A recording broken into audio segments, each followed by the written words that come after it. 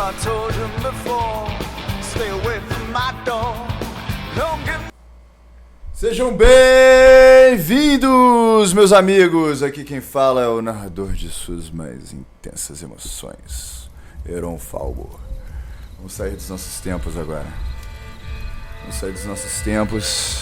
Existem 7 artes: arquitetura, escultura, pintura, literatura, música, performance e cinema, considerada a 7ª arte. Agora vamos entrar na 8ª arte.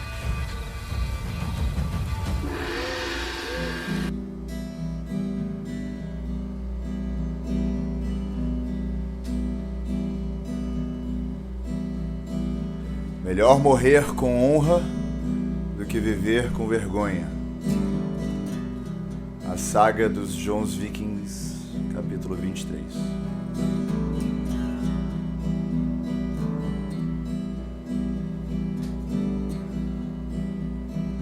This will never end, 'cause I want more. More, give me more, give me more. This will never end, 'cause I want more. More, give me more, give me more. If I had a heart, I could love you. If I had a voice, I'd sing. After the night when I wake up, I'll see what tomorrow brings.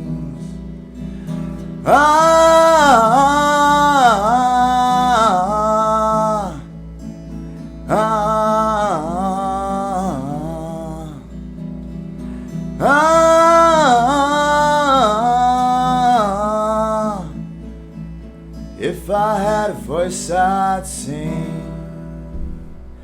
Senhoras e senhores, o resgatador de regatas vikings, o especialista em experiências esquecidas, o Ragnar do Rio, Felipe Maier!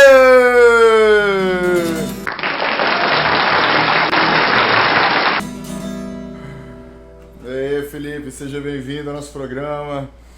Felipe, obrigado. Valeu. Felipe Maier é um reconstrutor histórico, ele é especialista em jogos, história e música, entre outras coisas, e faz reconstruções fidedignas, dando possibilidade para a gente viver experiências já esquecidas para muitos e inacessível a quase todos nós. Experiências do passado, artefatos, né? Eu mesmo já comprei um jogo dele que ele faz chamado Nefertafel, tá certo? Alguma coisa assim? Exatamente. É uma próxima, né? Nefertafel, o próximo. A gente pode chamar de Tafel e tá tudo certo, pra se entender. Muito fé, cara, seja bem-vindo. E, cara, fala um pouquinho do que você faz, assim, do que você gosta, quem você é, por favor. Cara, eu faço um monte de coisa, na real. Eu sempre fico meio perdido para responder esse tipo de coisa. Mas, atualmente, né, eu faço uma licenciatura em História e trabalho essencialmente com eventos. E bem, né, essa questão toda de era viking e tal, é porque há muitos anos eu tenho justamente um hobby ligado à questão da reconstrução histórica, e a reconstrução histórica é baseada no recorte histórico, e ele justamente é em cima da era viking. E tanto quanto hobby, já trabalhei muito com isso, eventos em torno disso. Então, assim, eu acho que ainda também tem a parte de teatro, então assim, eu acabo tentando unir tudo isso que eu posso, né, nos trabalhos finais, às vezes, como as artes cênicas e eventos, mas por trás tem esse background que geralmente eu levo junto, que é ligado à história, fugindo da fantasia, né, a história como ela foi de verdade, no caso.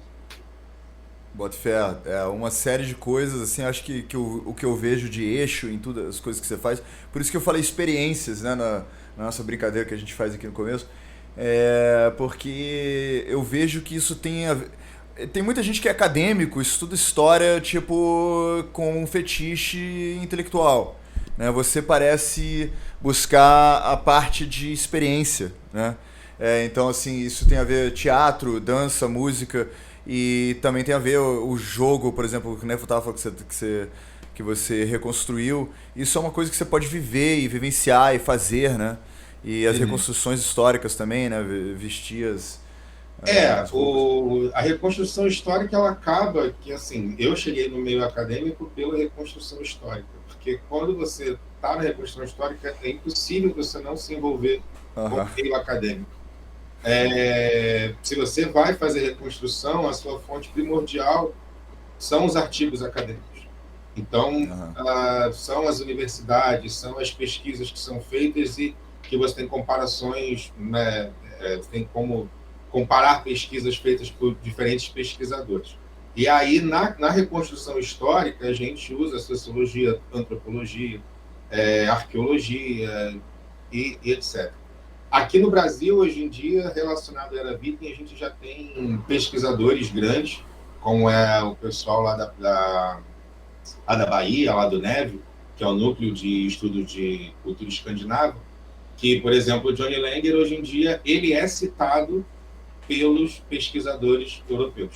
Pessoas que lá fora fazem estudo sobre a cultura viking, hoje em dia já estão citando acadêmicos brasileiros nas suas pesquisas. Então, assim, rola toda uma troca, né, que pega esse meio acadêmico com a experiência e a gente acaba tão envolvido, e é por isso que eu fui acabar entrando numa licenciatura em História para poder justamente estar mais próximo da academia. Então, assim, é uma confusão ali de estudo e experimentação bem grande, no final das contas. Com certeza. O que eu estava dizendo que o diferencial, né? Porque a gente tem muitos acadêmicos para a irritação de algumas pessoas e a glória de outras. A gente tem acadêmico para dar e vender. Só que não é tanta gente que faz esse trabalho cuidadoso, né? De na verdade, praticar, aplicar, né, na vida. E na verdade, por um tempo, aqui no Brasil, principalmente, o lado acadêmico e a reconstrução histórica andavam separados. Justamente porque é uma atividade que ela está ligada, mas, ao mesmo tempo, ela começou a bater de frente, né, com esse meio acadêmico, estar usando a academia sem serem necessariamente pessoas formadas. Então, isso, à primeira vista, né, dá uma certa estranheza. Mas, hoje em dia, está conseguindo andar junto e está começando a aparecer mais pessoas. Na verdade, o estudo da era medieval, em geral, hoje em dia, aqui, não é uma coisa que ela é realmente muito buscada. Tem muita gente que gosta, mas para você viver disso, você tem que ser muito persistente. Então, Boto fé. Cara, falando em reconstrução histórica, pra gente começar nossa conversa com o pé direito, te convidar para fazer um brinde aqui no chifre viking. Opa! Eu tô com... o meu chifre tá lavando. Literalmente. Mas eu tenho uma coisa aqui né? Isso daqui a gente usa hoje, mas isso aqui é uma das formas mais antigas de utensílio doméstico, que na época era usada. Então, copinho de barro aqui também. Valeu. Cerveja. A nossa conversa e as grandes reconstruções históricas. Valeu, obrigado. Skol. Skol. Isso é a palavra em... o que? Escandinavo, não? Como é que chama? Sueco antigo, não? Eu não sei se Skol exatamente vem de Old Norse, né? Daquelas línguas proto... porque tem diferença entre Old Norse e germânico, né? São um pouquinho diferentes. É porque o nórdico antigo é a língua que meio que vai dar origem às outras línguas ali, né? Ao norueguês, ao dinamarquês, ao sueco. Ali rola, na Europa, sempre foi uma coxa de retalho muito, muito grande. Então, até essas línguas mais antigas, elas também eram meio confusas. Assim. Bota fé. Cara, se você puder só dar uma explicada que é exatamente reconstrução histórica, porque a gente jogou esse termo aí, eu não sei se a galera que está nos assistindo tem total noção, né? A reconstrução histórica é você reconstruir a história, né, tentar reproduzir hoje as coisas como elas eram num determinado recorte de tempo. Então, no caso, a Era Viking é um período, ok, arbitrário, mas ele é um período histórico, né, de estudo histórico. Então, nesse caso, tudo que tiver dentro da área onde os nórdicos tiveram contato e dentro do período da Era Viking, ele vai ser considerado, para quem quer fazer a reconstrução histórica da Era Viking, como objeto de estudo. Da mesma forma como tem gente que faz reconstrução histórica da Segunda Guerra Mundial, faz da Guerra Civil Americana, tem gente que faz da pré-história e por aí vai, né? Então, dentro daquele recorte histórico, você vai fazer uma túnica, por exemplo, uma blusa daquela época, como é que era a roupa naquela época? Qual era o material que era utilizado? Como é que era o ponto de costura?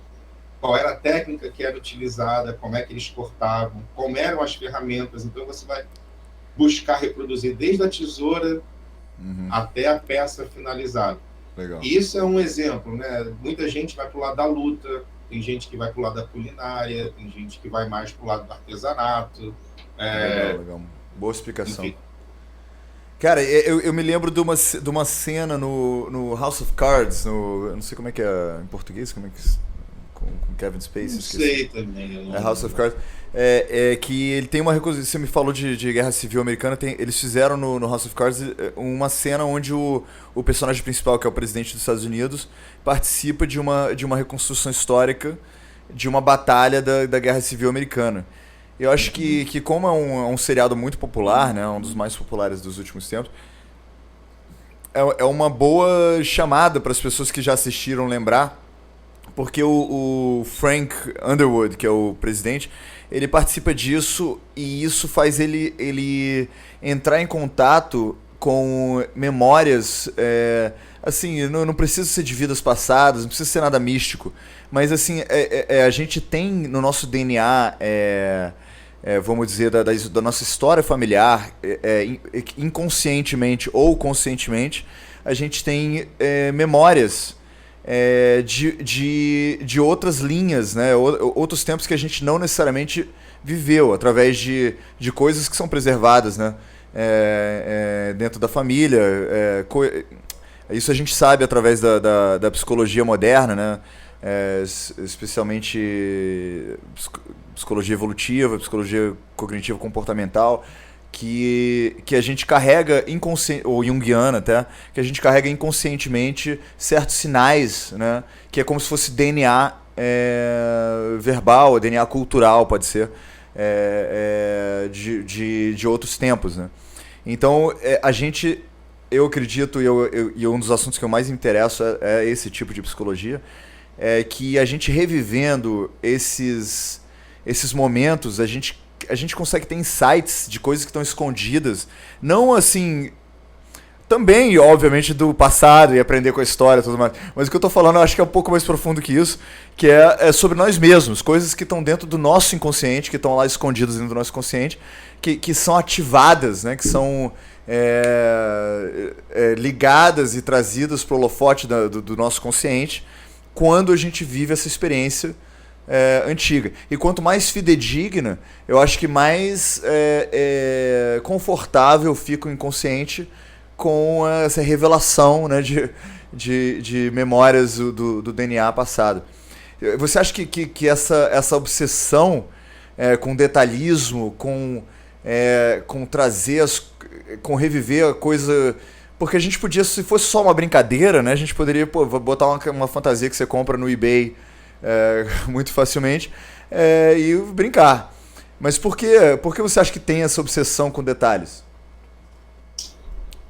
Cara, a obsessão por detalhe, ele vem da atividade, né?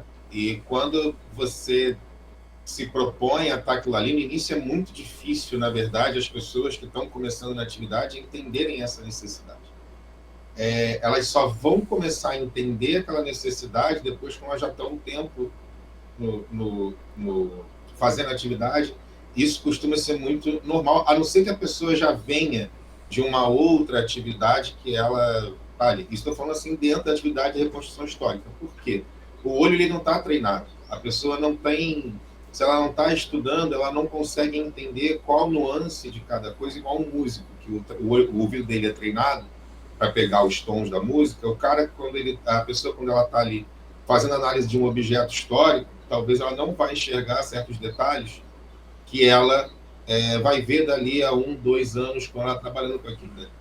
E, geralmente, dentro da reconstrução histórica, o hobby também acaba virando uma espécie de ofício. A gente tem ferreiros, marceneiros, tecelãos. Hoje em dia... Você acaba criando uma aldeia do Asterix, né? Tipo, Existe tem que recriar. Existe uma vila viking hoje em São Paulo. Caramba. Ela é um trabalho de reenactors da Era Viking que já estão aí há uns 10 anos, mas a vila começou há mais de 10 anos fazendo reenactment aqui no Brasil. Quer dizer, eles começaram com o reenactment, ainda não estava no reenactment, mas estava no meio fazendo coisas medieval em geral. Mas hoje em dia, né, já está em construção, já está fazendo evento lá e tal. É uma vila recriada baseado na arquitetura da época. E lá nos eventos, são eventos de recreação, onde as pessoas têm workshop de todo tipo de coisa. Tem até para você falar sobre a criação de abelha, para você poder produzir mel. Tem a parte de culinária, você pode aprender fundição, forja, marcenaria. Porque hoje em dia você tem profissionais aqui no Rio, em São Paulo, no Paraná, na Bahia, e enfim, em alguns outros estados que hoje em dia trabalham com técnicas ou com coisas que são relacionadas a isso. Então, mas aí tatuador hoje em dia que foi para esse lado. Por que você acha que as pessoas se dão esse trabalho, entendeu? Essa que é a minha pergunta. Por que as pessoas vão tão longe, assim? Porque isso aí ocupa, né? Às vezes não tem nenhum retorno financeiro e você ocupa muito tempo estudando e se dedicando a essa parada. É um hobby que ele geralmente é comunitário. Acho que a primeira coisa... E ele não é um hobby... Ele é comunitário e ele não é solitário. Você cria uma comunidade de fato em volta disso. Então, você tem eventos recorrentes, você tem encontros recorrentes, e isso vai, aos poucos, vai jogando as pessoas mais para dentro daquilo e se interessando cada vez mais. E, cada vez mais, você vai entendendo o apreço, por exemplo, por uma peça feita na mão. Então, você passa a dar mais valor para aquilo dali. Chega a ser, às vezes, meio... discutível assim, com as pessoas de fora que não entendem como é que você paga, às vezes, 200, 300 reais num sapato feito de couro à mão. Mas a pessoa paga 600 reais, 700, 800 num tênis fabricado industrialmente com mão de obra baratíssima e que, tipo assim, é só status. E um sapato, às vezes, que você compra daquela época, você usa hoje. Você pode ir no shopping com ele vai durar muito mais tempo. Ele é de couro de verdade. Então, assim, você começa a dar mais valor para as coisas, não também pela questão do consumismo em geral, acho que cada coisa pode te apresentar. Até porque muito do que a gente faz ali é de desconexão. A gente, às vezes, passa final de semana num ambiente sem internet, sem porra nenhuma. E acho que o mundo tá, na medida que a gente vai ficando cada vez mais... alienados, sobretudo agora na pandemia, né? Tipo, que as pessoas foram trancadas em casa, né? Ou por Deus, ou pelos deuses, ou pelos governantes, né? Depende da narrativa que você escolhe. Mas a gente se encontra agora mais alienado ainda do que a gente estava já antes no mundo digital e tudo. E as pessoas estão clamando, estão buscando experiências... mais reais, né? Porque assim, a gente já tem no mundo digital, acho que no advento da televisão, do rádio, que seja, a gente começou a falar, caraca, a gente não precisa mais gastar tempo indo para as coisas e fazendo ópera, não? Grandes reconstruções e produções megalomaníacas. A gente pode ter uma experiência num simulacron, né?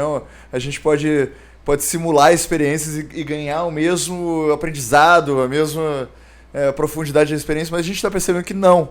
Né, que agora no auge do 3D, do 4DX, do que for, a gente vê que falta muita coisa se você está, né, preso numa cadeira e tendo uma passividade de experiência. E eu acho que por causa disso, porque a gente chegou nesse auge, chegou no zerar o jogo, ou quase nisso, ainda vai chegar com a inteligência artificial e realidade virtual, essas paradas todas ainda vão dar uma... Acho que as pessoas vão clamar ainda mais por contato humano. Acho que a gente está, na verdade, no começo dessa renascença de reconstrução histórica. Ou, na verdade, não só histórica, mas reconstrução de experiências e vivências, né? Coisas que a gente está... Não necessariamente históricas. Pode ser novas e fantasiosas e coisas do tipo. Mas o que eu quero dizer com isso é que talvez é por isso que existe essa um pouco de onde está vindo essa obsessão por detalhes, dessa, na minha opinião, do jeito que eu vejo as coisas, dessa vontade de ser real, né? Dessa vontade de não ser passageiro, de não estar participando de uma coisa efêmera, né? Tipo teatro, por exemplo, com todo respeito ao teatro, mas o teatro é uma coisa que você usa aquela coisa e você usa a sua imaginação durante aquele momento, você usa a persona, né? Aquela máscara que pode ser de isopor ou pode ser de ouro, que ninguém vai saber a diferença, né? E uma vez que você capturou aquele momento, você pode jogar fora. E o cinema também é muito assim, né? Agora, uma reconstrução histórica não é, porque você não está só vivendo aquilo uma vez, você está construindo equipamentos para todo ano ir para um festival, né, para participar, ou todo ano ou todo mês, dependendo do nível da obsessão, com todo respeito.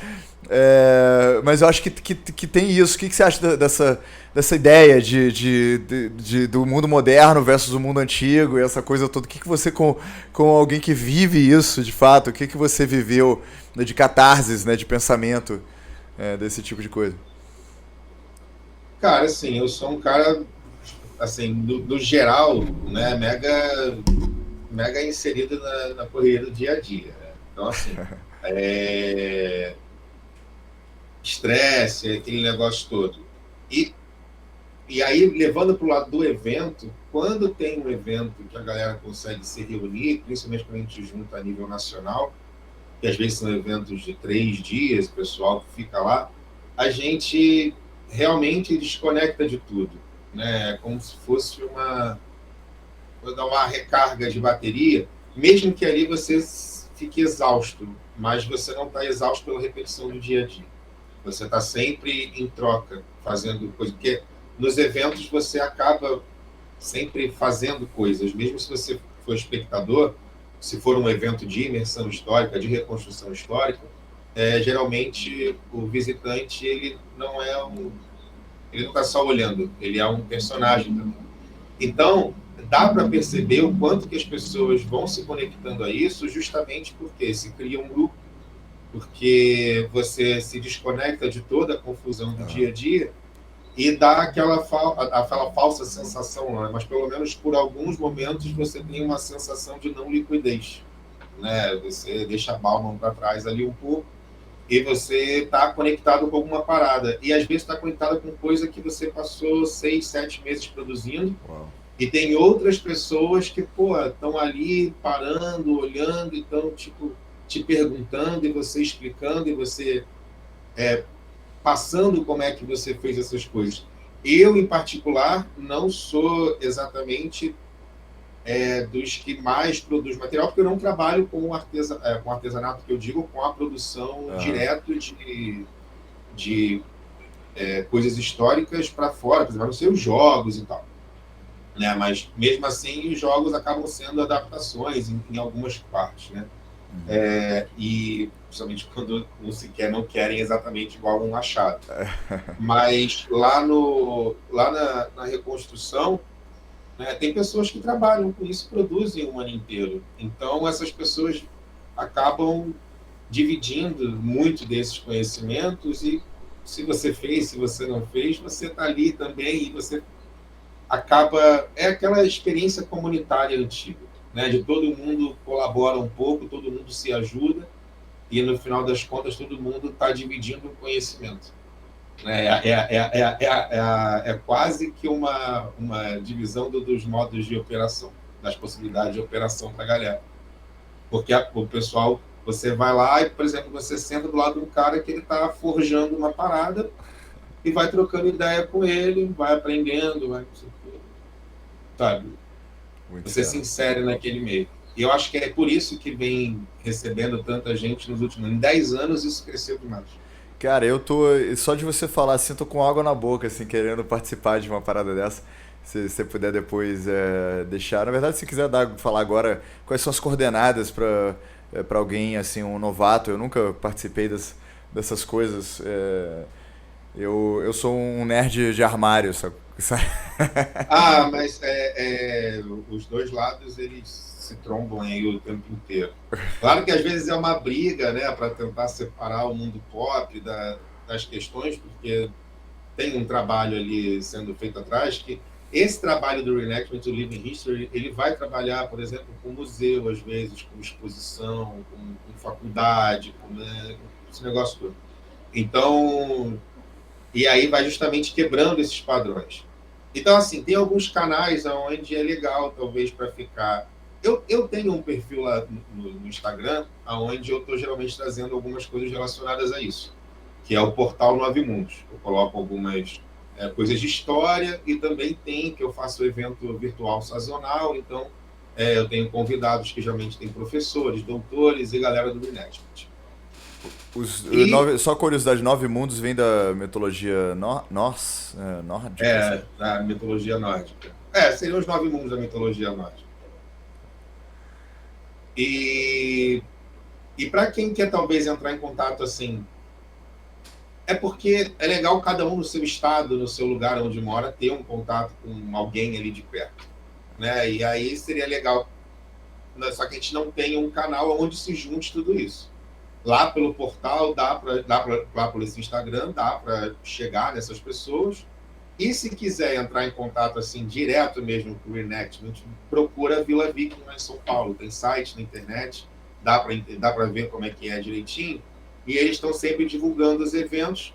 E como eles divulgam pessoas também lá, dá para tirar a dúvida e conhecer, às vezes, coisas mais próximas. E aí, como a gente está na pandemia, os eventos estão parados. Então, o calendário de eventos está parado. Ainda não tem previsão para um próximo evento, alguma coisa assim? Estão começando, mas... Não, a Vila tem feito algumas coisas assim meio esparçadas. Que bom. Sabe? Então lá está tendo coisa controlado e tal, mas os eventos maiores... Usa uma máscara de couro, né? Tipo... não está exigindo tanto, mas assim...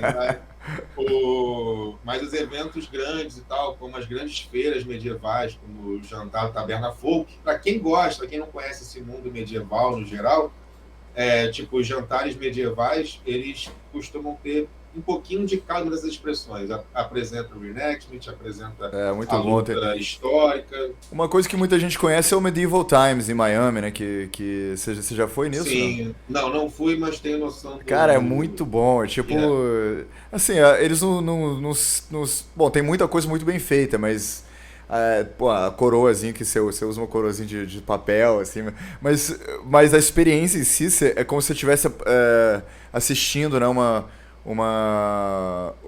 tipo uma arena de jousting, né? Eu não sei como é que fala em português, de lança. Justa. Justa. Então tipo, cara, a experiência é muito fera. Inclusive, entrando nessa parada da experiência, eu vou dar um exemplo para quem tá só ouvindo a gente através de podcast. Eu tô segurando um chifre de tomar cerveja de Viking. Para quem nunca viu isso antes, é um chifre que tem um vão onde você coloca cerveja e é usado como um copo. Aí você pensa, pô, mas aí é meio burro, né? Porque você não consegue botar a cerveja para descansar, mas isso é de propósito, né? Para você não largar a cerveja até você terminar de beber. E a cerveja no mundo viking era usado ritualisticamente, era usado comunitariamente e politicamente, né? era uma forma de unir a comunidade, então todo mundo se juntava no Great Hall, que era uma espécie de refeitório, vamos dizer, que todo mundo se juntava na Vila Viking. E as pessoas faziam um brinde, que a gente, na verdade, o brinde que a gente faz assim veio dos vikings, né? De tocar um copo no outro, que os europeus que não eram vikings nunca encostavam, né, o copo. E a razão que encostava era para poder derramar uma cerveja no outro, para ter certeza que ninguém tinha envenenado um ao outro. Aí depois você me corrige se eu estiver errado, eu tô pegando isso aqui de memória, tá? Se você souber de alguma lenda aí que eu tô falando aqui. Mas o que eu quero dizer com isso, que eu acho super interessante, é que ao beber isso, você entende isso. Uma coisa é você ver uma palestra sobre isso tudo que está sendo dito. Porra, os vikings tinham isso no Great Hall e vivendo. Outra coisa é você tomar cerveja nessa parada e ficar segurando essa merda, entendeu? Sem poder botar no chão, sacou? Você entende como é que é o compromisso, entendeu? Com beber, que não é, na nossa sociedade cristã, beber é mal visto. Então, quanto mais a gente bebe, mais a gente se sente mal. Na sociedade viking, quando você segura essa parada, ainda tem uma cordinha, né, pra você não perder o seu chifre pra galera não envenenar ou pra não pegar um de outro, etc e tal. Aí você começa a entender certas coisas. Primeiro que... exemplo, né, que eu tô falando com isso. Que, tipo... primeiro, em outras culturas a bebida pode ser totalmente diferente do que a nossa cultura, né? Pode ser vista de uma maneira totalmente diferente do que a gente vê. E você só de segurar a parada, você já vê esses pensamentos, entendeu? É isso que eu tava querendo dizer com viver uma experiência é muito superior a você aprender nisso num livro, entendeu? Porque você pode... legal, curiosidade, porra, legal, aprendi muito com o Viking. Outra coisa é você beber cerveja no chifre, entendeu? E chamar seus amigos e falar skol e derramar cerveja de todo lugar.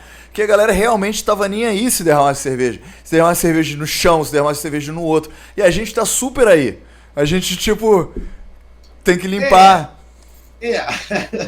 Assim, tem uma questão da cerveja, que tem as cervejas que elas eram feitas, né, para as cerimônias e tal, e aí entra justamente uma questão do reenactment, que a gente tenta recriar receitas da época, então a gente vai atrás, a gente acaba entendendo melhor como é que funcionavam os processos. Mas a cerveja, desde isso muito, até antes dos vikings e até a Idade Média, ela era a bebida mais consumida pelas civilizações ali, sim, porque ela era mais segura de beber do que água. Então, o processo... Então, por exemplo, os nórdicos, né, em geral, não só os vikings, eles, assim como os outros povos ali da redondeza, eles tinham uma cerveja que eles faziam assim, para se bebida diariamente. Criança bebia, uma cerveja que ela era um teor alcoólico baixíssimo, mas justamente pelo processo de feitura dela, ela é esterilizada.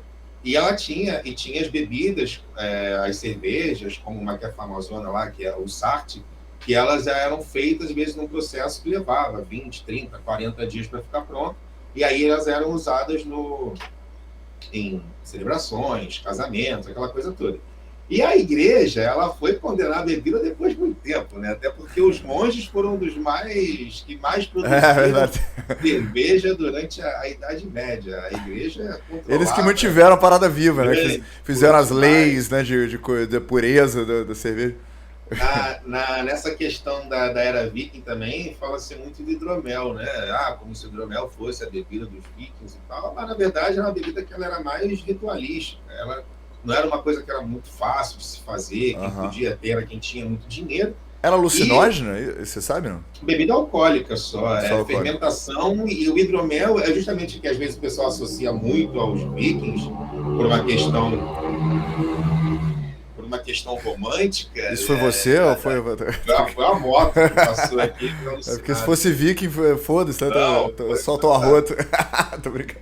Mas o hidromel é possivelmente a bebida fermentada mais antiga da história, né? Porque ela é basicamente água. Uma parêntese aí, o legal do nosso programa é tipo... pegar tangentes interessantes, entendeu? Eu tô lendo um livro agora que chama The Immortality Key, a chave da imortalidade, que eles... esqueci o nome do cara. Vê aí, Paquito, qual que é o nome do cara, por favor. The Immortality Key. Só para falar pro pessoal que tá ouvindo. Mas o livro basicamente argumenta, baseado em, obviamente, várias evidências históricas, que boa parte das civilizações do mundo tinham bebidas alucinógenas como parte dos rituais deles. E a gente está vendo, tem uma parada na arqueologia moderna que eu acho fascinante, assim, uma daquelas, é tipo Wi-Fi, assim, tecnologia alienígena, que a gente não sabe como é que existe, mas existe. Que é a arqueologia, sei lá o nome dessa porra, mas basicamente você consegue... Química, arqueologia química.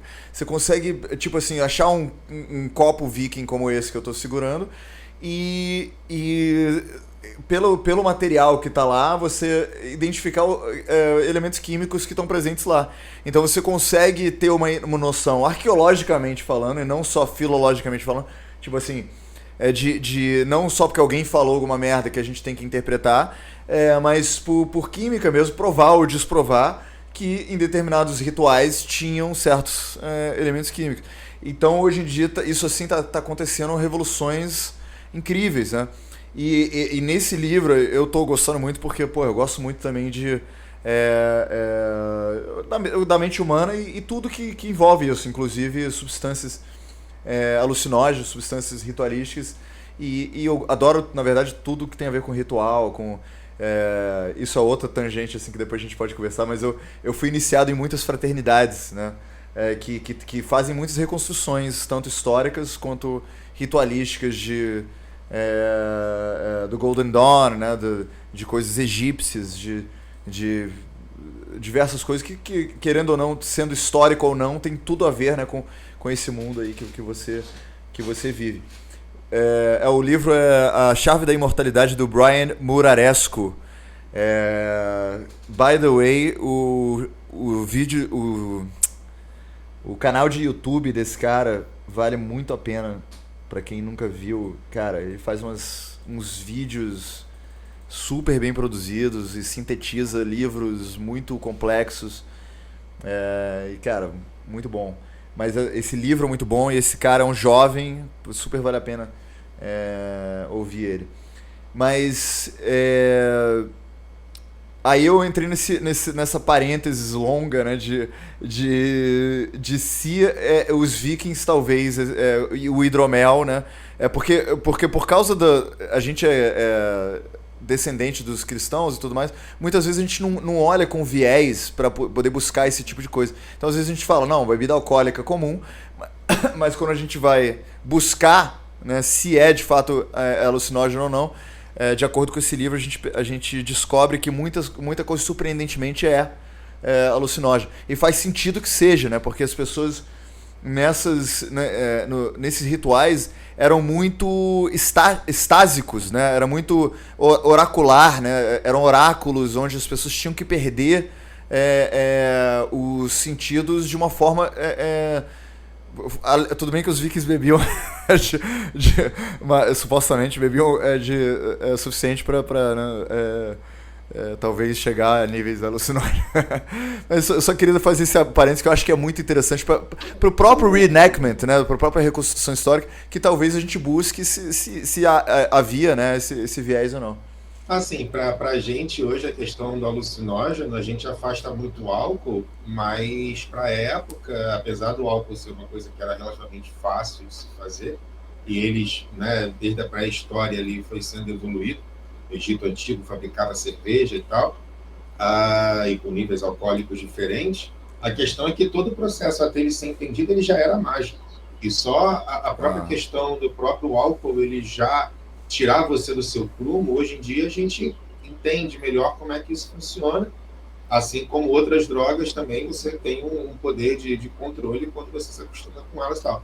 Mas na época, apesar de tudo, algumas, talvez não a cerveja, né, que já estava ali muito introduzida, eles já entendiam a forma de fazer, mas há muito tempo atrás, isso era considerado até em algumas culturas, as bebidas alcoólicas que a gente bebe com tranquilidade hoje eram consideradas coisas mágicas. Até porque, até a própria questão do hidromel, água e mel e levedura, né, que pegava do ar às vezes.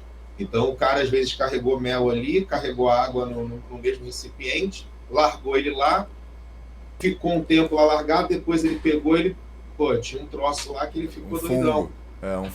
Um fungo sabe? Enfim. Então, agora sim, tem algumas coisas relacionadas, por exemplo, ao consumo de cogumelo.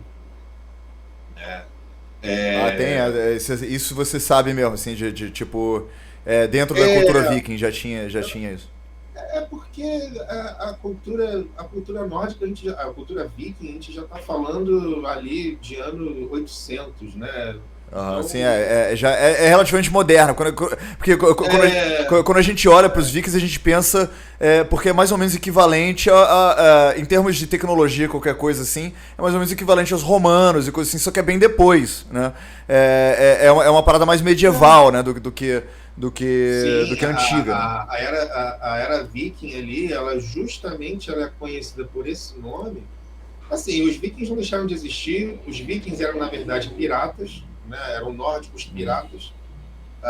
Então, geralmente, todos os vikings eram nórdicos, mas a maioria dos nórdicos não eram vikings. Sim, eram fazendeiros de boa, né? Artesãos e tal.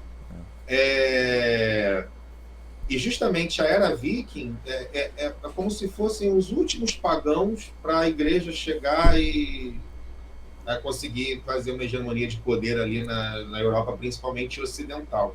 Então, se dá quando você começa a ter grandes conflitos entre essas duas culturas e acaba quando você tem o último rei pagão, que ele morre e aí você não tem mais resistência e pronto, aí você entra na era do que a gente conhece hoje como era medieval. Mas a era medieval ela é bem mais complexa, né? Mas assim, é uma época que já é mais eles já tinham várias tecnologias que eles usavam, a tecnologia naval deles era absurda, a arquitetura deles era bem legal, assim. Então, eles já tinham chegado nas Américas, né? Eles já tinham chegado. Tem fortes evidências, né, que eles tinham contato com os índios norte-americanos, com os nativos norte-americanos. Leif Erikson, né? Essa galera. Assim, eles chegaram no Canadá, né, ali no norte, montaram. Eu que estava falando da arqueologia química, uma das coisas que foram comprovando isso era justamente análises de fezes de animais antigos que comprovaram que animais europeus tiveram sido levados para lá, né, e que eram criados. Então, essas análises que eles conseguem fazer, né, eles conseguem pegar pólen e dizer da onde veio a abelha que estava ali. Então, se aquela abelha, né, encontraram um pólen que é de uma árvore nativa lá do leste europeu, quer dizer que aquela abelha nunca teria polinizado lá, que não foi levado para lá. E essa biologia química ela vai permitindo descobrir isso. Até quantas vezes, por exemplo, você está uma parede de madeira recebeu fogo nela. E você consegue determinar em que ano, mais ou menos, cada vez aquela parede foi atacada, né, pela análise química da fuligem, daquela coisa toda. É absurdo. Muito fera, cara. Essa questão, assim, é bonito isso, cara, porque eu acho que uma coisa que vale a pena a gente falar aqui, porque eu acho que muita gente olha pra essa parada que a gente tá discutindo e pensa, porra, isso aí é fetiche, né? Tipo, uma coisa, por que gastar tempo analisando fezes dos outros, né? Tipo, porra, se analisasse as minhas fezes, iam descobrir todas as merdas que eu fiz. Mas, cara, eu acho que tem um ponto que é muito interessante colocar, é que, assim, o que a gente é hoje, a nossa identidade hoje, é como a gente vê o que nos trouxe até aqui, né? Tipo assim, se você tem uma narrativa da sua vida, psicologicamente, que você, porra, é filho de criminosos e ciganos, E eu, tipo assim, porra, a minha ética, na minha família e de onde eu vim é roubar as pessoas, sei lá, sem falar mal de que ciganos, tô dando um exemplo esdrúxulo. Mas se você criar uma certa narrativa X, você vai sentir um ímpeto muito grande de seguir essa narrativa. Ou como um herdeiro disso, ou como um rebelde contra isso. Agora, a gente é uma série de coisas, né? A gente não é só os nossos pais, a gente é nossos avós e nossos bisavós. E também os nossos pais não é só X, Y, Z. Eles são uma complexidade de coisas que a gente vai descobrindo ao longo do tempo, né? Então o Tony Robbins, né, que é um cara desses de autoajuda, ele fala uma parada que a gente é feito de estado, história e estratégia, né? Essas coisinhas fáceis de lembrar. E uma das coisas é a história, né? Tipo assim, como é que a gente constrói o nosso estado? É a história que a gente se conta sobre nós mesmos. Então, se a gente se conta uma história de que a gente veio de uma civilização X, Y, Z, a gente vai viver de uma certa maneira, querendo ou não. Porque a gente, de uma certa maneira, a gente só pode ser a consequência do que veio antes, porque assim é a lógica, né, do mundo, assim que a gente vê tudo que acontece. Então, mesmo que seja inconscientemente, a gente acaba vestindo a carapuça, né, das mentiras históricas. E a gente sabe muito bem, qualquer pessoa que estuda um pouquinho de história, sabe que toda história, toda narrativa histórica é uma mentira, né, uma coisa que está incompleta. Na medida que a gente faz arqueologia química, na medida que a gente vai descobrindo novos textos e etc., a gente vai compondo essa narrativa de uma forma mais bonita, mais complexa, e vai percebendo que no final das contas, sei lá, a galera do Egito Antigo era muito parecida com a gente, sacou? No final das contas a gente tinha muito mais em comum do que divergente. Aí o que eu tô trazendo, acho que de mensagem com esse discurso, é que não é só um fetiche nerd, sacou? É uma parada de autoconhecimento muito profunda, que a gente pode se encontrar um pouquinho da gente, porque muita gente hoje em dia está inseguro, está se sentindo deslocado, inadequado de uma forma ou de outra, né? Nessa confusão que a gente vive no mundo moderno. E às vezes a gente encontra assim, fraternidade com os vikings, sacou? A gente encontra fraternidade com sei lá, alguém de Roma antiga, os egípcios, os assírios, o que seja, e isso faz a gente se entender melhor e se sentir melhor com nós mesmos. Você de repente trazendo sua experiência nesse sentido, que você acha que é o futuro dessa... O que você acha com a sua imaginação aonde a gente consegue chegar com descobrir essas coisas, com fazer essas reconstruções, entendeu? O que eu quero assim, realmente minar assim, das suas experiências é como se fosse uma coisa que não é só do passado, que não é só um hobby, você entende? O que a gente consegue extrair e levar para o futuro dessa parada? Cara, assim, no fundo, existe um hobby, obviamente, né, ali. E vai ser um hobby que vai, às vezes, gastar dinheiro, como gente que gasta dinheiro com carta, que gasta dinheiro com aeromodelo, e se aprofunda naquele universo e gasta horas e horas de conhecimento naquilo dali. Existe todo esse lado do hobby, tem gente que não... e só leva a coisa para a vida dela, principalmente, porque quando você faz as coisas, você entra em contato com processos que você nunca imaginou que você fosse fazer. Então, eu acho que uma das coisas principais, quando a gente aprende que o frango ele não nasce congelado no mercado, é que você passa justamente a aprender os processos. Se você um dia chegar e você tiver que, às vezes, matar um animal para você cozinhar ele, talvez você repense a forma de consumo irresponsável de carne animal, por exemplo, no mundo. E no Reenactment tem muito disso. E eu dei um exemplo extremo da comida, e não necessariamente que as pessoas matem a comida dela ali para fazer, mas tem gente que cria galinha, tem gente que, enfim, E não necessariamente do reenactment, mas obviamente que aproveita para lá. Né? Eu só dei um exemplo que ele é muito mais amplo de quando a gente entra em contato com a experiência mais aprofundada. E isso aí você vai pegar técnicas. Já aprendi muito sobre construção, já aprendi muito sobre filosofia, antropologia e tal, etc., só pelos estudos. Porque quando você começa a estudar a premissa de tudo isso, a premissa de tudo isso é começar o estudo, você vai se perguntar por quê. E se você se pergunta por quê, você vai atrás das respostas e você acaba levando para você. E uma das coisas que eu acho mais legal quando você faz uma reconstrução, ou quando você estuda o passado, é que você acaba com certos conceitos que eles foram justamente modificados pela história. Uma das coisas que eu vou falar especificamente da Era Viking, que é uma coisa que a gente bate muito, né? Ninguém ali é viking, ninguém ali se acha viking, muito pelo contrário, tem gente que tem muitas críticas até a tudo que aconteceu, mas foi um momento e que, querendo ou não, faz parte da história da população europeia e que vai ser a população geral no Brasil. Tem uma herança de certa forma, e vem no lúdico. A gente, né, nos repentes aqui no Brasil, a gente tem histórias que são contadas de forma oral desde a Idade Média e são repetidas hoje lá no Nordeste, por essa troca cultural.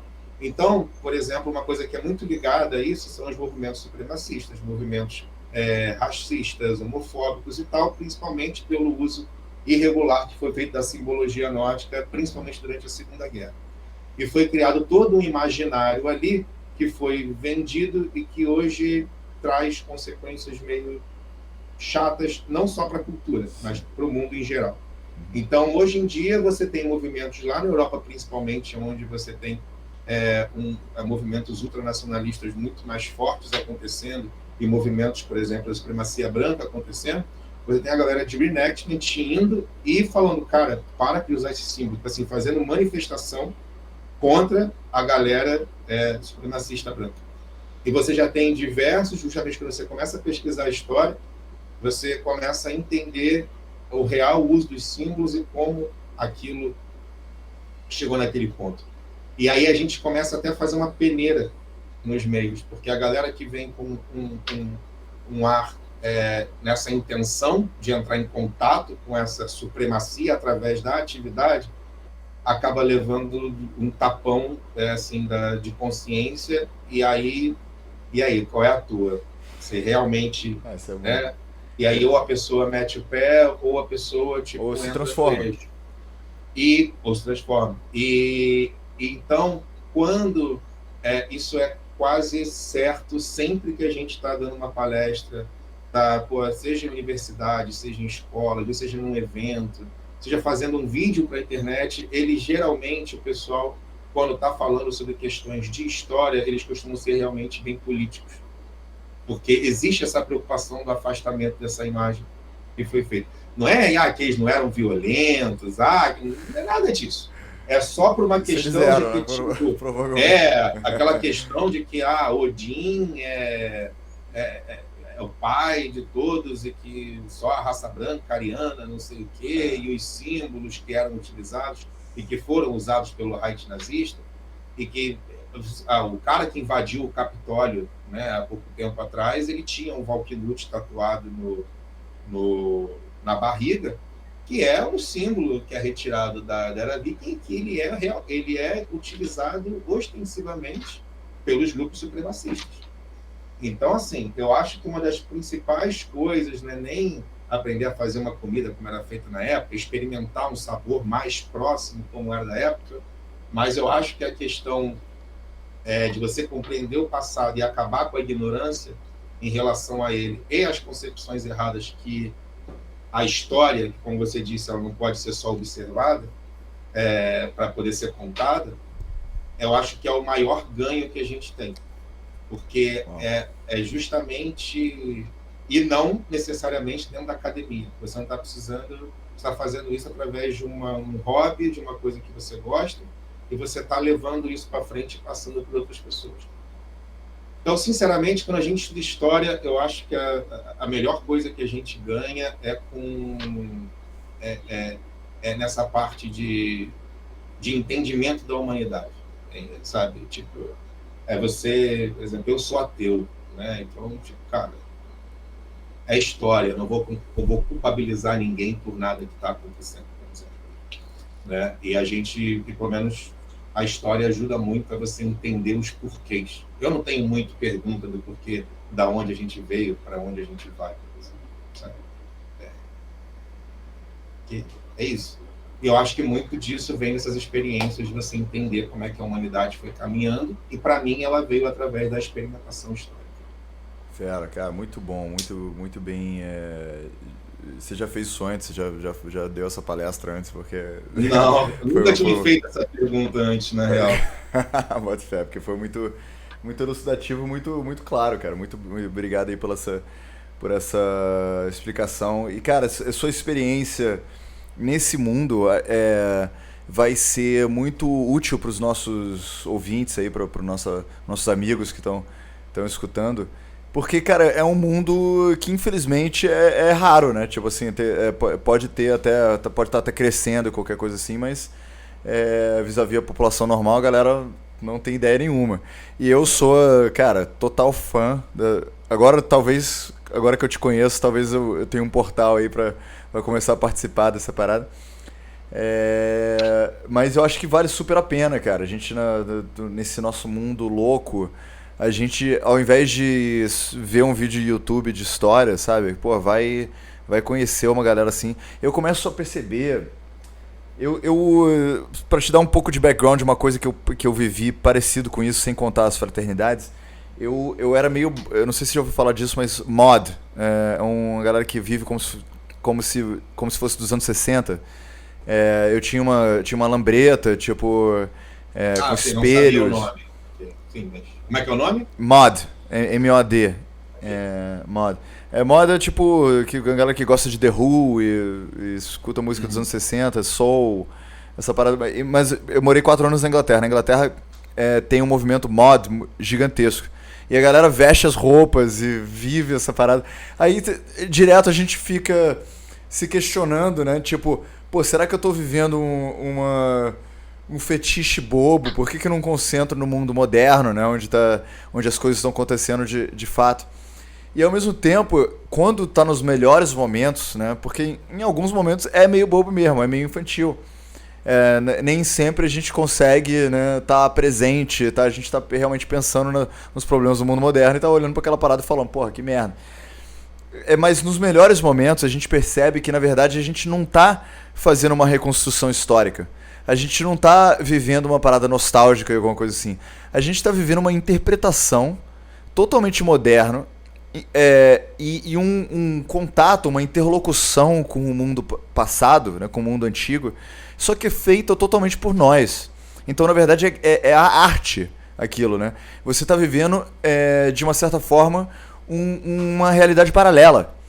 É tipo assim, você não tá no passado e você não tá no presente, você tá numa outra dimensão. Que é uma construção deliberada do presente, que foge do presente de uma forma metódica, baseada em uma experiência passada. Mas você sabe muito bem, você que já viveu isso, que você vivendo aquela parada, e ninguém tá se enganando que é viking, né? Ninguém tá se enganando que tá naquele momento, ou que tá até aproximando, porque a gente sabe muito bem que a gente tá errando muita coisa. E aquele erro, aquela brecha, naquele lugar, como o Leonard Cohen diz, there's a crack in everything. That's where the light gets in. Tipo assim, tem uma rachadura em todas as coisas, e é aí que entra a luz, sacou? Então, tipo assim, a luz da criatividade, do que a gente tem a oferecer mesmo, entra nessa lacuna onde a gente não sabe o que realmente aconteceu. Aí entra a nossa vontade, a nossa interpretação, a nossa criatividade, e a gente vive essa parada, sacou? Enquanto a gente está fazendo esse historical reenactment, a gente não está só, tipo, revivendo uma batalha que já rolou. A gente está criativamente fazendo uma nova parada, sacou? Eu acho que essa é a coisa brilhante. Entendeu? Não precisa de religião, não precisa de nada pra isso. É uma parada totalmente humana, né? Cara, isso me veio agora, by the way. Não, Só lembrando da cultura moda, assim, tipo, de pensar. você falou, você jogou umas questões dessa interpretação, da reinterpretação de uma época.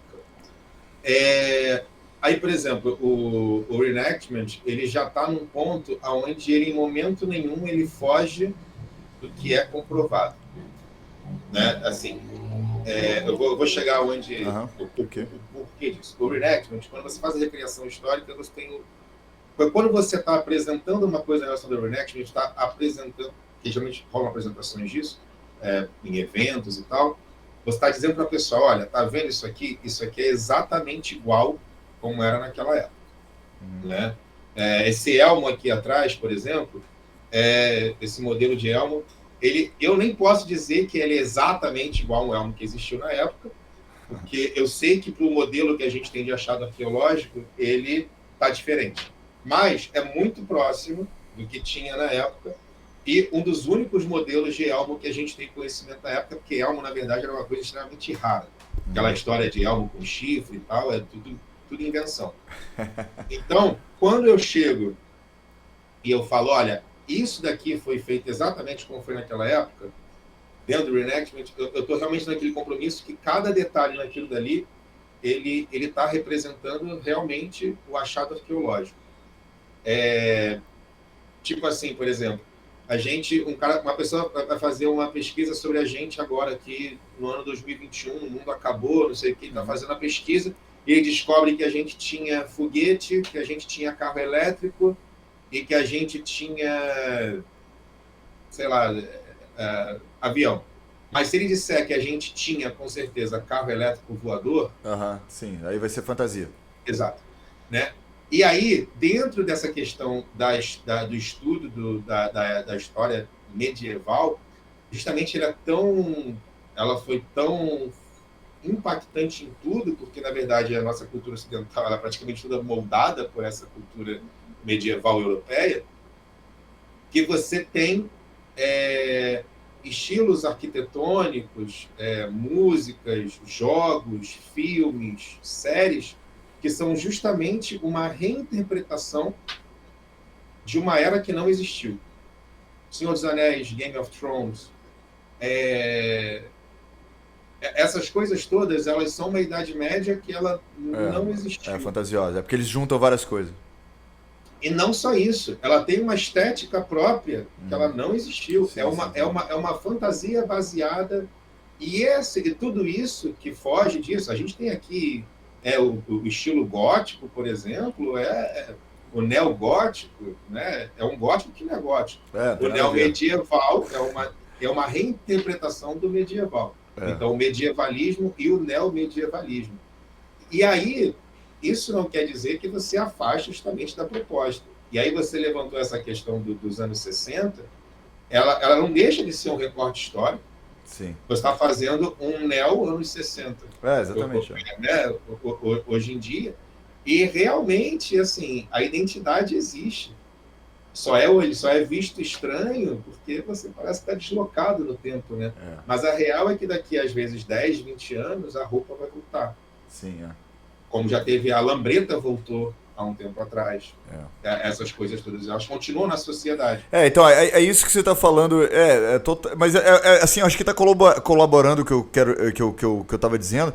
É que, assim, indo além nisso que você está falando, eu não quero tirar o mérito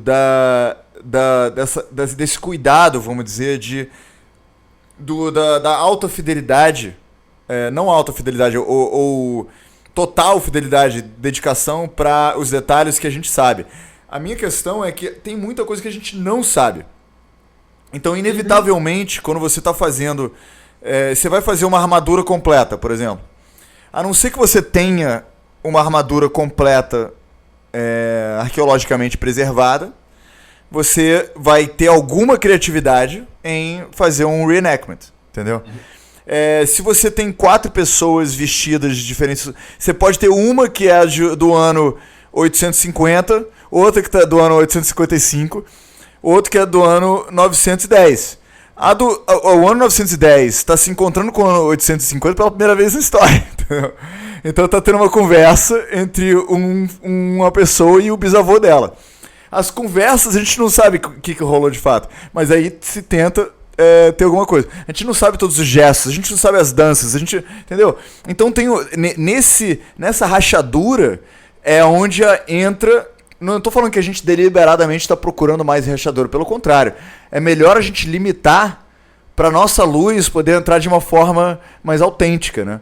Não é que nenhum a diferença entre teatro e, entendeu? O teatro tá pegar uma parada de papel e foda-se, né? Isso não, a gente está limitando a nossa criatividade para quando ela entra, ela vai entrar com fervor, vai ser um laser, né? Vai ser esse é o conceito. Mas isso não existe um tipo. Você falou, né? Não quer depreciar a questão dos detalhes. O que eu quis levantar é que são correntes diferentes, às vezes, mas que elas conversam igual pela identificação que as pessoas têm com aquilo ali que estão fazendo. Então, né? Eu só trouxe a questão do medieval no medieval, porque quando você comentou essa questão da reconstrução em cima da questão dos anos 60. Eu me lembro, eu falei assim, o cara tá fazendo neo anos 60. Aí eu falei, vou trazer esse conceito para cá, mas foi mais para poder mostrar como que a gente tem hoje em dia, aqui no Rio de Janeiro, que seja, influências, né, da era medieval, e isso está incorporado no nosso ambiente, mas não necessariamente ele tem a ver com aquela época. Ou seja, ele é realmente uma reconstrução. E você fazendo nos anos 60, não necessariamente você está inventando alguma coisa, porque você está realmente pegando as referências dali da época e colocando... É uma espécie de paradoxo, né? Você está fazendo as duas coisas ao mesmo tempo. E por um lado, tem coisas que você está vivenciando, você está como se fosse refletindo, mas por um outro lado, necessariamente, se você está hoje em dia, você está trazendo suas interpretações e você está inventando coisas novas. E eu acho que é isso a beleza da parada, é isso que eu tô... Entendeu? Outra coisa... É uma das coisas tipo que você não encontra em nenhum outro lugar, que você está realmente vivendo uma realidade paralela. Você não está simplesmente sofrendo influências do neo isso, neo aquilo. Você está indo nadando contra a correnteza e criando uma nova correnteza por causa disso, né? Acho que isso é uma coisa muito profunda, né? Pra gente pensar e deixar agora... Cara, eu queria te agradecer muito pela sua presença no programa. Eu que tinha uma lista de outras coisas aqui que eu queria conversar com você, mas a natureza do programa é essa mesmo, que a gente, tipo, vai falando coisas interessantes e encontrando, né, ouro, né, onde a gente não sabia que existia. Mas é isso, Felipe. Pô, brigadão. Se você puder ficar um pouquinho aí depois que a gente... desligar a gravação pra gente conversar 5 minutos, te agradeço. Tá. E é isso, cara. Obrigado por tudo. Desculpa, antes de desligar, se você quiser falar seu site, pra gente poder te encontrar, achar seu trabalho. Eu queria dizer pessoalmente que eu comprei um Knefeltafel do Felipe e é perfeito, assim, muito carinhosamente reconstruído ou melhorado, tá? Pra realmente, eu já joguei uma vez só, mas eu tenho experiência de jogar o Knefeltafel. Que só pra quem também não sabe, é um xadrez viking, que vale super a pena comprar do Felipe. Depois ele vai falar aí as coordenadas. Mas é um xadrez, pra quem gosta de xadrez, e eu sou viciado em xadrez. É muito parecido com o xadrez, só que eu diria que a coisa principal que tem de diferente é que é uma realidade mais viking, que é assim, os dois lados não são iguaizinhos, têm as mesmas peças, são totalmente diferentes em lugares diferentes e assim é a vida viking, assim, o mundo não é justo e a gente tem que lutar para ir para Valhalla, né? Então essa é a mensagem do Knefeltafel para mim. Mas é isso, se puder só deixar aí suas coordenadas, que eu gostaria que as pessoas tenham uma forma de comprar o mesmo benefício que eu. Então, dos artesanatos, dos jogos antigos, é o Mercado Nidavellir, lá no Instagram. Dá para mandar mensagem e a gente conversa sobre o projeto. A gente faz jogos diferentes. Egito Antigo, da Indonésia, jogo da Índia e jogos nórdicos europeus. Aliás, estava falando sobre a realidade viking, eles levavam esses jogos nos navios, é por isso que ele foi tão difundido por ali, porque eles treinavam. Era uma forma de treinar a estratégia o jogo. Caraca, que fera. E aí depois o xadrez acabou substituindo o jogo. Não pelo jogo, né? Mas porque a teoria é de que o xadrez ele trouxe muitas peças diferentes. Então, para os artesãos fazerem as peças do xadrez, ele conseguia mostrar muito mais o trabalho dele. Então, aos poucos, legal. eles foram produzindo mais o xadrez e menos o tafel. E aí o xadrez entrou. É isso. Mercado me dá bem no Instagram. Ah, tá. Mas você já falou todas as coisas, os endereços, então. Bom, o do artesanato, o Mercado Nidavellir, e se quiser qualquer coisa sobre reenactment, história e tal, pode pegar o meu pessoal mesmo, que é o PH Meyer, ou o Portal Nove Mundos. Valeu, Felipe. Você é muito gentil, muito querido. Muito obrigado por tudo, cara. Eu agradeço o convite, cara. Obrigadão. Valeu, tudo de bom.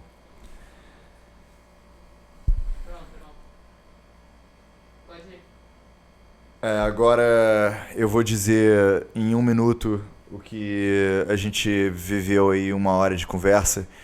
É uma capacidade incrível que eu aprendi com os meus antepassados vikings, de sintetizar as coisas numa frase curta e grossa. Antes disso, eu queria convidar vocês a nos seguir, fazer aquela coisa toda que você já está programado pelo meu sócio Mark Zuckerberg para fazer. E só queria dizer que a gente é 200% gratuito, sem amarras com o homem, como dizem os americanos, the man. A gente faz isso por amor. E, por favor, ajudem a gente a crescer esse movimento. Então, o que eu aprendi hoje com o Felipe Maia é que... Cara, eu acho que pra mim, na verdade, essa conversa foi até emocionante, pra ser sincero, porque eu vivo muito isso na minha vida pessoal, uma das minhas obsessões, das minhas maiores paixões é compreender o mundo antigo, me conectar, entender o eixo, né, que une o ser humano comum, né, desde talvez até Neandertal, ou pelo menos Homo sapiens, até hoje em dia, que a gente tem em comum e como a gente pode simplificar a nossa vida, como a gente pode ser mais autêntico, mais real. E eu percebi que às vezes você tem que... O que eu aprendi hoje com o Felipe, principalmente, que eu aprendi um monte de coisa, é que, cara, se você quiser ser real, se quiser ser autêntico, você tem que trabalhar. Entendeu? Você tem que ir lá, você tem que fazer a parada você mesmo, você tem que construir com suas mãos, porque isso vai te trazer o que você está procurando de fato. Não adianta você ter seguidores no Instagram, não adianta você ter o status, que nem ele falou, comprar o tênis de R$600. Você pode ter dinheiro e jogar fora num tênis de R$600, mas se você for fazer com as suas próprias mãos, você vai ganhar, entendeu? Você vai ganhar uma parada muito, muito mais benéfico para você. E eu tô aprendendo isso pro meu próprio programa, né? Porque eu acabei, entrevistando algumas pessoas que talvez não eram do meu próprio interesse ou do interesse de ninguém, mas que eram só famosas. Mas eu tô agora realmente dedicado a buscar essa autenticidade que leva trabalho mesmo, né? Leva passos de formiga e perseverança. E é isso, gente. Nunca se esqueçam, a gente está ao vivo de segunda a sexta, às 21 horas. Na verdade está variando um pouco, mas no geral. Nos sigam no @EronFalbo no Instagram e qualquer rede social. Vocês podem estar nos vendo aí no século 22. E certamente a gente ainda vai estar em qualquer rede social. E, finalmente, a ocasião faz o ladrão.